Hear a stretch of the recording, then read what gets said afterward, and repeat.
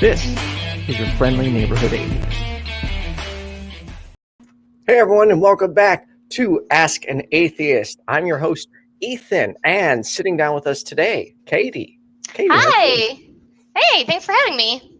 No, thanks for joining. I've been trying to get you. I've been excited and wanting to get you in front of the camera more. Yes, you have. How do you feel about doing other shows and being in front of the camera? Neutral. As of right this second, I'm okay with it. But you, Ethan, you know what I want. No, what do you want? It's Martin. I want You want to do a Martin? show with Martin. Oh, see, okay. On the perspective, we have to have a healthy balance of good cop, bad cop. If I have you and Martin together, that could be a scary combo. Maybe it's not scary necessarily a bad thing.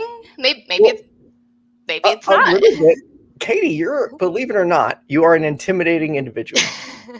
I have heard that. That's weird because, like, I'm not a large person. Like, I couldn't hurt anybody. It weirds me out. Okay, it's more intellectually intimidating. Oh. You're very smart, and you. also, like, we'll see. I think brutal's a bad word, but very straightforward. Yeah, blunt. Blunt is probably the nice way to say that. So, Kate, why are you an atheist? I'm an atheist because I was a believer. I was a Christian. Oh, hello, Kaitlyn. Oh, hello, Puck. I was a Christian for many years. Well, until I was 18. I came across, first I came across Bill Maher's Religious, which raised some questions. Yeah, actually, I didn't come across it. I didn't know like counter apologetics or apologetics existed. Actually, my pastor put Religious on. It's basically Bill Maher running around, asking people why they believe what they believe, and he's kind of not quite straight epistemology, but goes with the Socratic method and raises some questions, and I struggled with those questions. I came across the atheist experience next, and it was a kind of a slippery slope from there. So who's the first host you saw in the atheist experience? It was Matt and Russell. I actually emailed the TV at atheist-community and got a response from Matt, and it took some weird turns. It took I think I started with, evolution is fake, and then it was like, of course the Bible is true. It was written by Mathew, Mark, and Luke, and John. They were obviously eyewitnesses, and it took some weird turns. And not long after that exchange, I couldn't call myself a believer anymore. At least, certainly not a Christian. Wow. It was maybe within 6 months of that exchange. It wasn't overnight or anything. And then what came next? I guess I went through maybe there's a deist God phase. That didn't last very long because I couldn't. If there's a God that's not interacting with reality, then you can't really detect it, right? So that didn't last very long. And then I guess I became comfortable saying, you know what, I'm an atheist. I don't believe this stuff anymore. It's wild to think that you fell upon the atheist experience, and then now you are, I hope I got your title right, associate producer? Associate producer, yes. Yes, I am. Of the ACA, which is pretty wild. What does that entail? It entails I work very closely with the executive producer, who is Greg.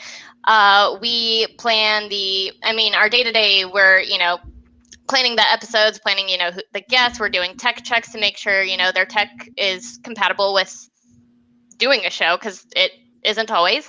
Right. So, we're planning guests, inviting guests. We're scheduling.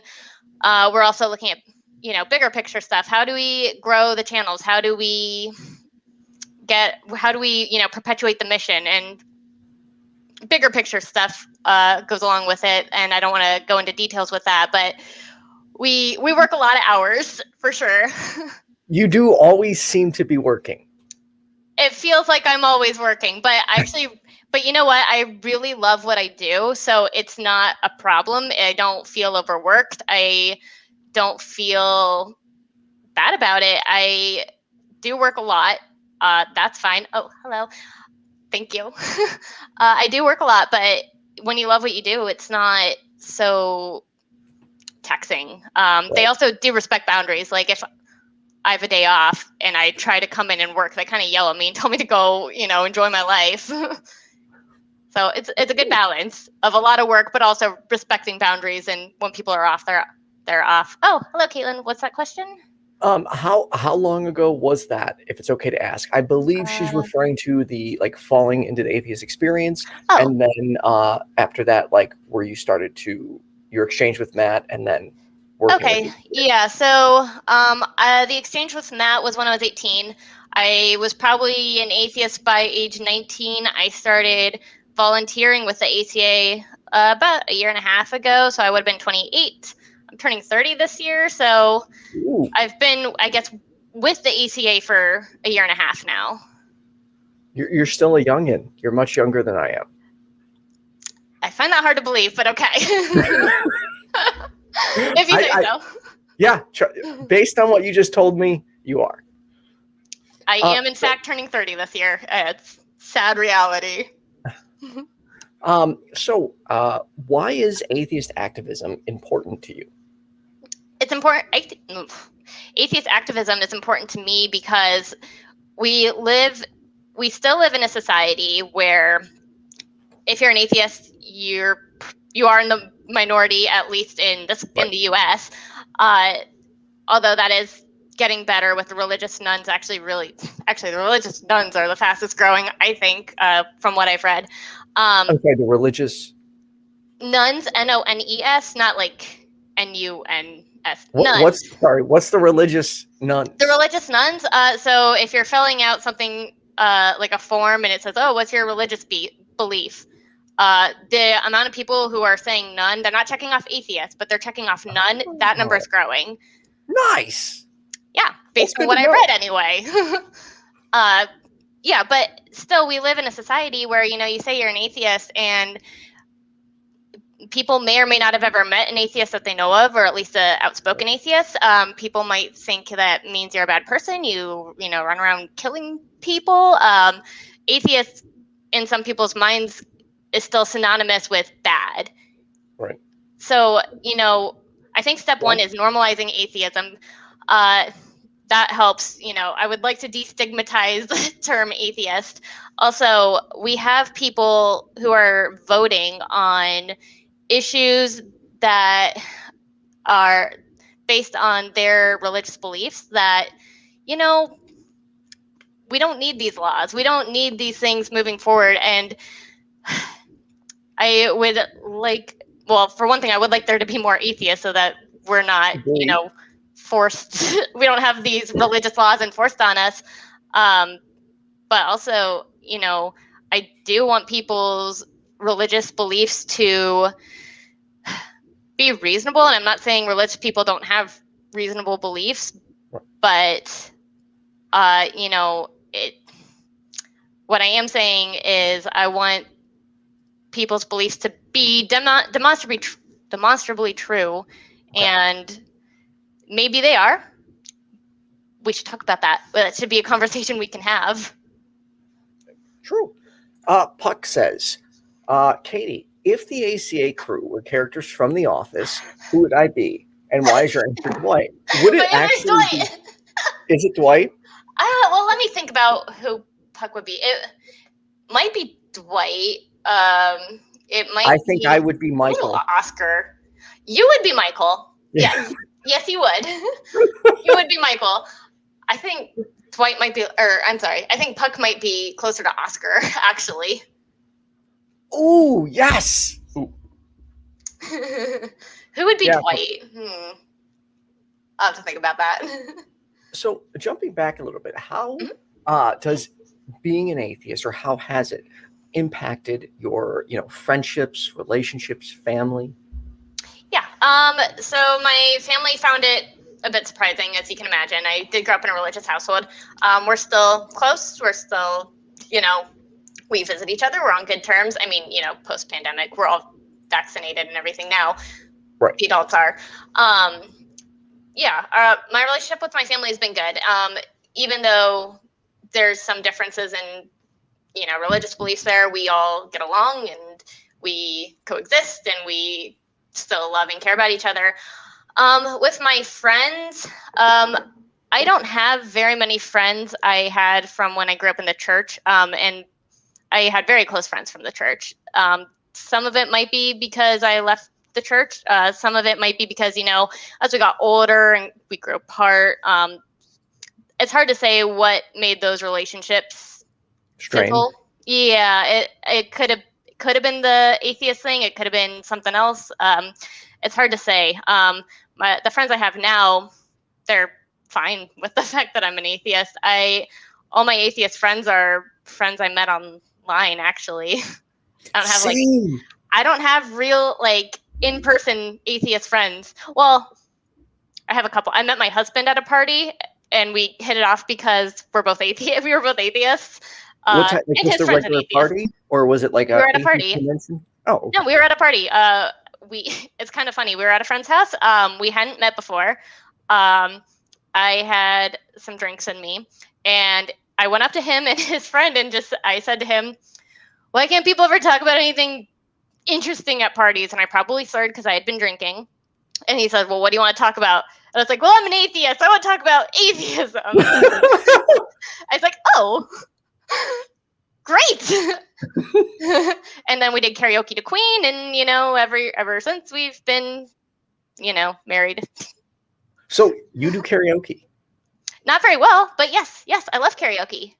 Oh my God! So I was talking to Hannah because I'll be in Austin this weekend. Fun. And she was saying she wanted to find a karaoke spot for us to go to. Are you interested? I won't be in Austin next week, but I would love to do some karaoke. Wait, dumb question, but are you from Austin?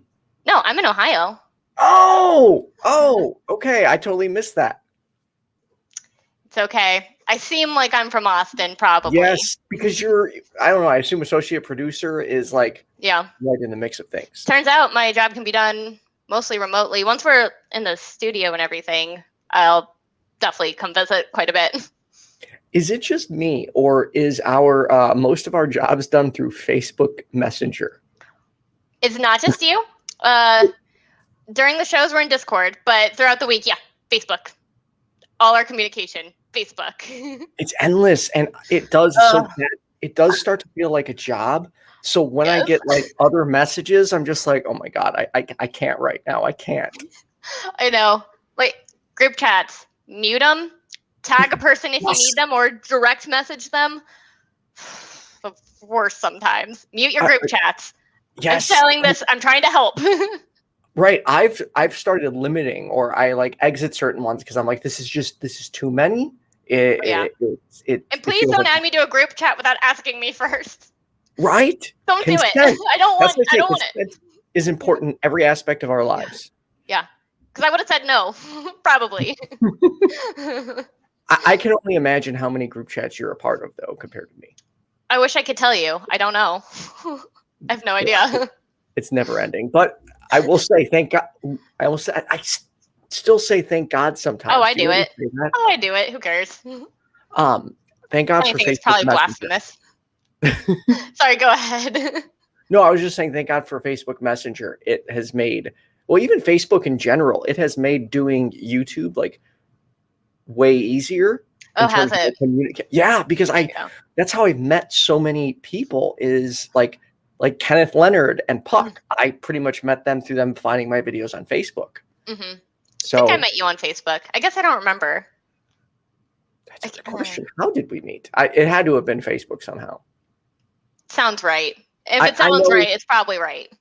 I know once you open the door to a few atheists on your friends, it just blossoms into an endless number of atheists. And before you know it, you're like 10 friend requests a day, and I am not joking.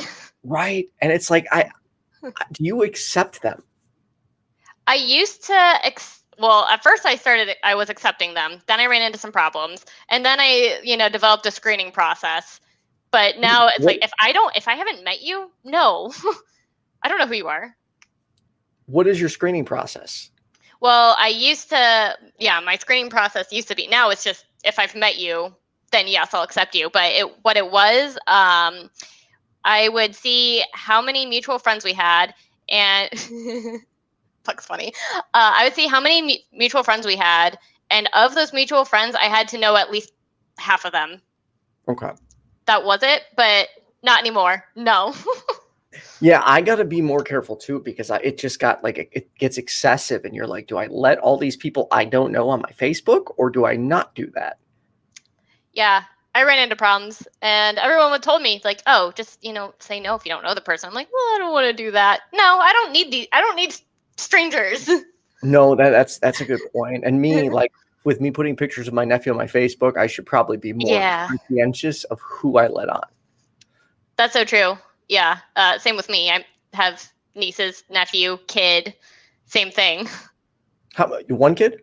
One. Are they being raised as an atheist? She is allowed to believe what she wants. We talk about how we know things to be true. She is an atheist, but that's not.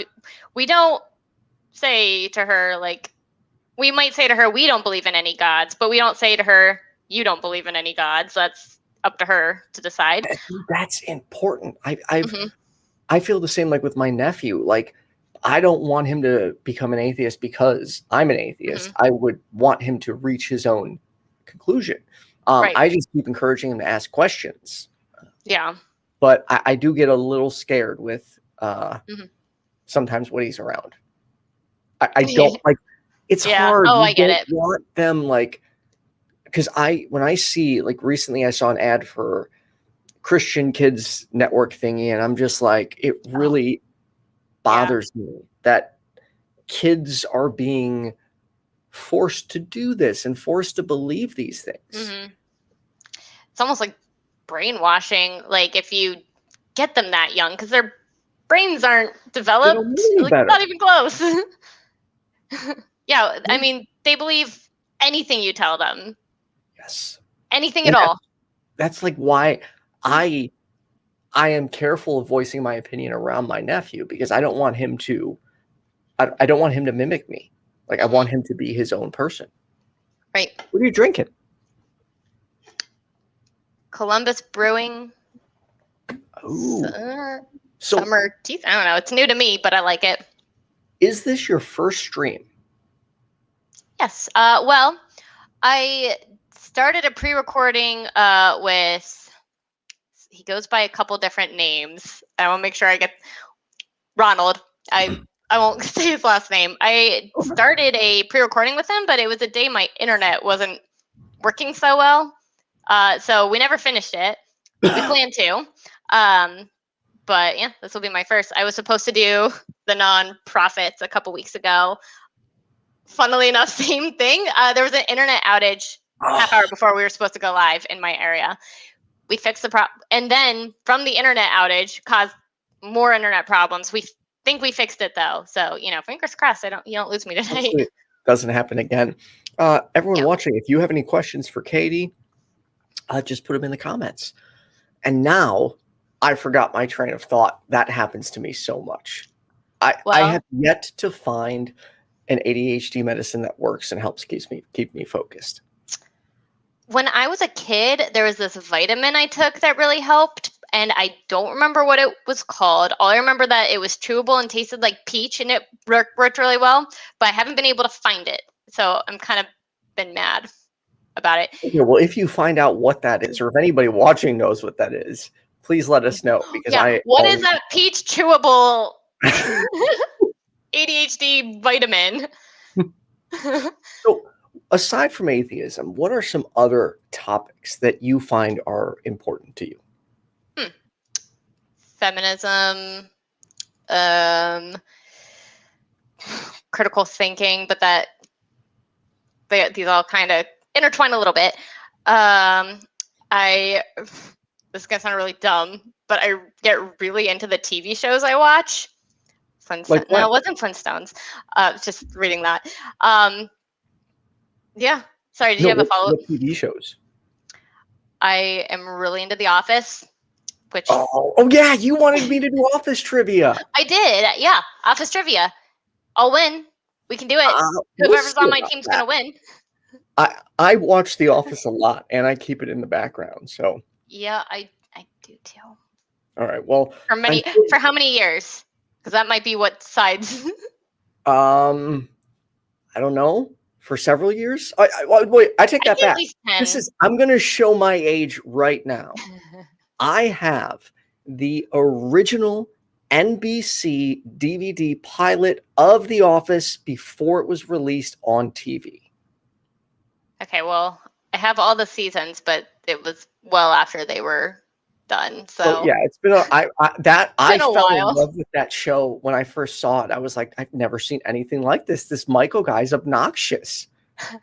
And unfortunately, I've had to accept the sad reality that in many ways I am like him.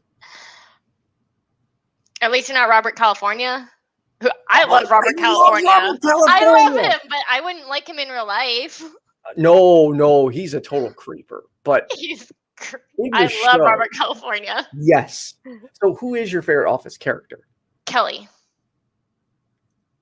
Kelly? She is smarter than you think she is. She's okay. She's more manipulative. That too. But also smarter than you think. I always admired that about her. Really? Yeah, I could never. She annoyed the crap out of me. I love her. Or actually, no. The guy who annoyed me the most was Ryan. Oh my god. He's just such a dickbag. He was so good. Who good. doesn't have an ex-boyfriend just like Ryan? Am I right? What'd you say? I said, who doesn't have an ex-boyfriend just like Ryan? Am I right? Really? Seriously? Who doesn't? Who doesn't? That's like creepy as shit, man. That guy's messed up. Or Roy. Everyone has like a Roy or Ryan ex, right? Yeah, okay. I could see more Roys, that's for sure. A little bit of both. Although I will still say I think Jim's my favorite, mainly because he does office pranks. And I used to, when I worked, you know what? You might be Jim. Yeah, so I do office pranks. I could see that. One of my favorites. Stapler and Jello. Wait, what? Oh Stapler no! and Jello.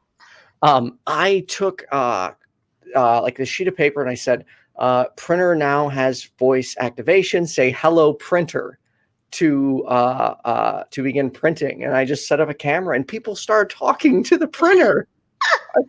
Oh, these people are so gullible, but it was so amazing because I'm walking by and these people are like, "Hello, printer. Hello, printer." Not doing anything. That's amazing. That might be my favorite thing you've ever told me.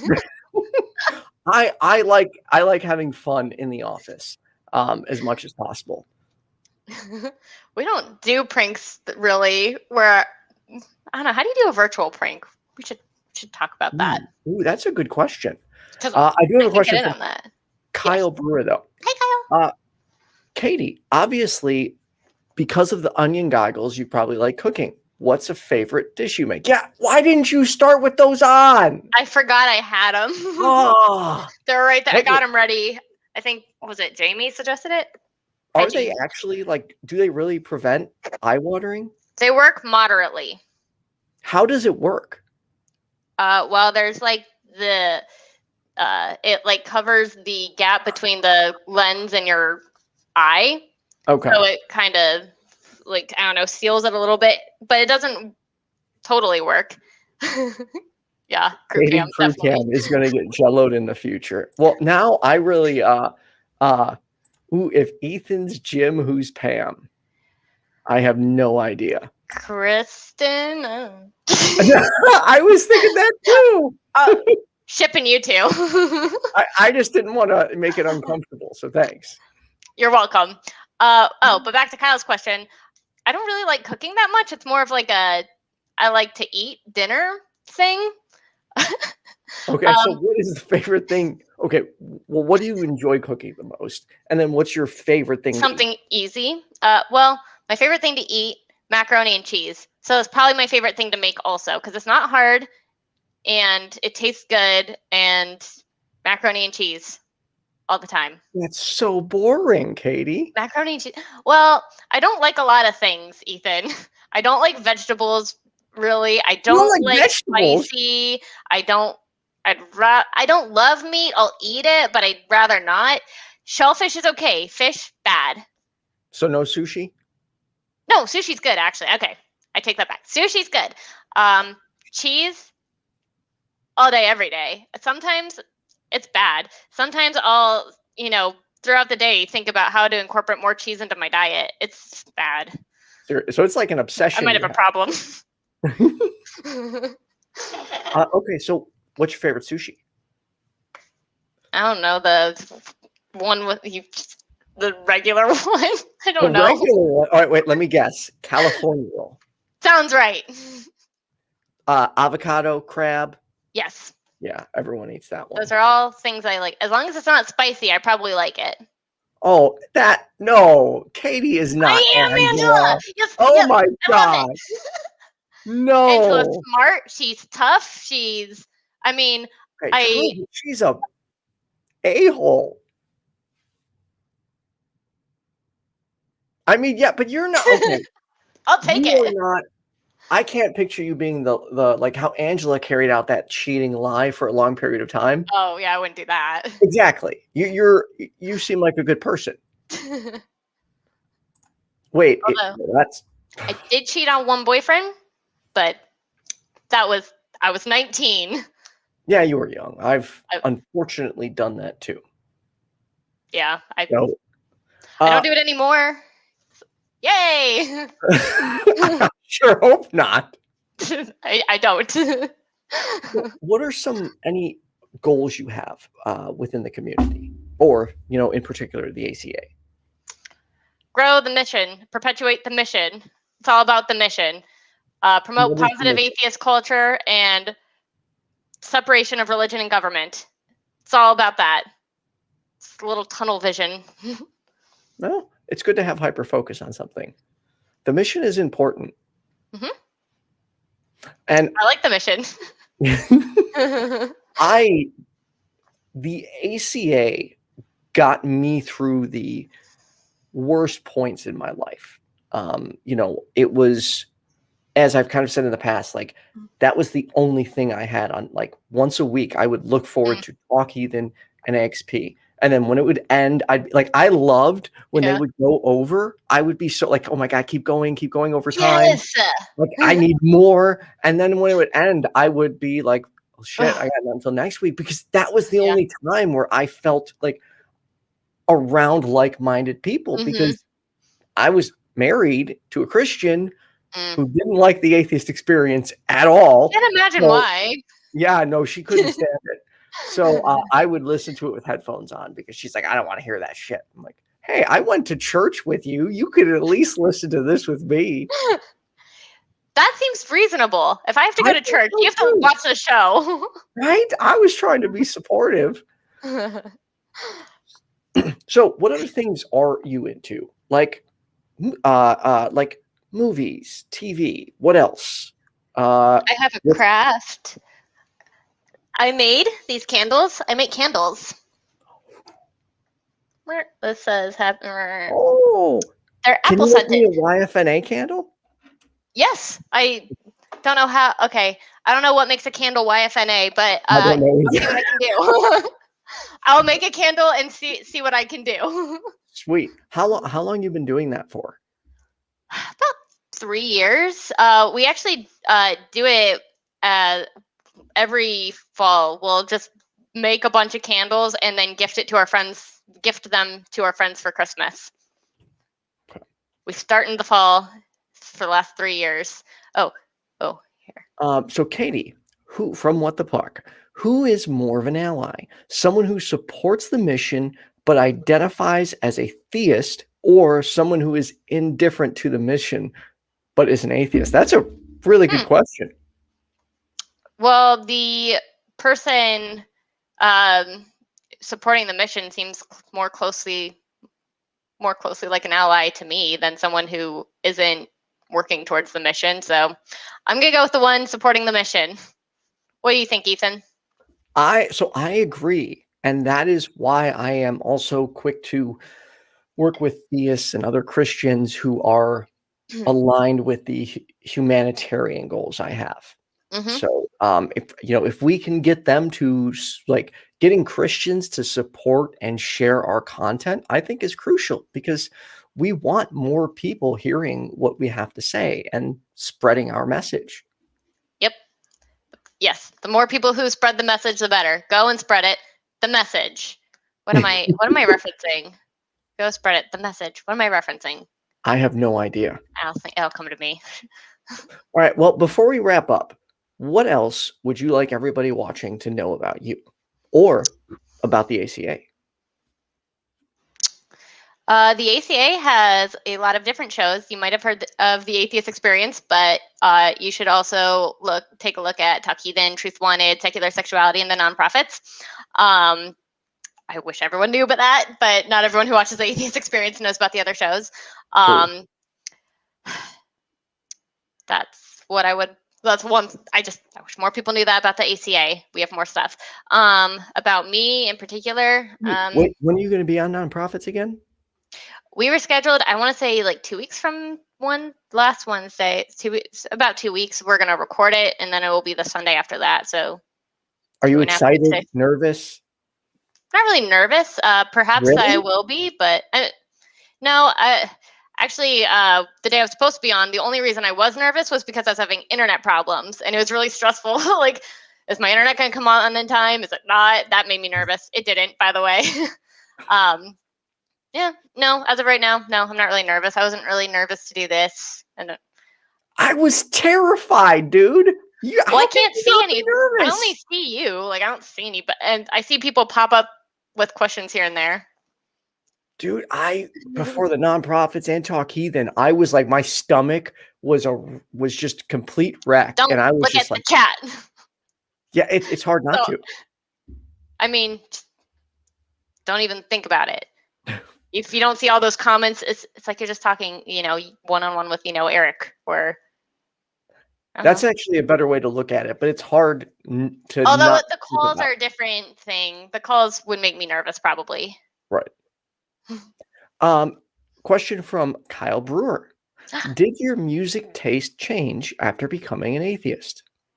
Not really. I actually still like the worship music I used to listen to. So no, not really. I didn't know that, Kaitlyn. You found us when Puck went all. Oh, when you were on Truth, she found you from Truth Wanted when you and Puck did it. Okay, so I will say this: I was super excited to work with Objectively Dan, but when I found out Puck was going to be the co-host, it actually made me feel a little less nervous, because for me, he in many ways was a security blanket for a good deal of time. Like always, like trying to prevent me from doing stupid things. That's like, are you sure you want to say this? Are you sure you want to do this? Like, kind of keep me on track. So whenever Puck and I have that in common. Yeah, he's someone that like holds you accountable. That's for sure. I like that. Anyways, but what else do you want people to know about you personally? Share something private. Something private. Oh, geez. I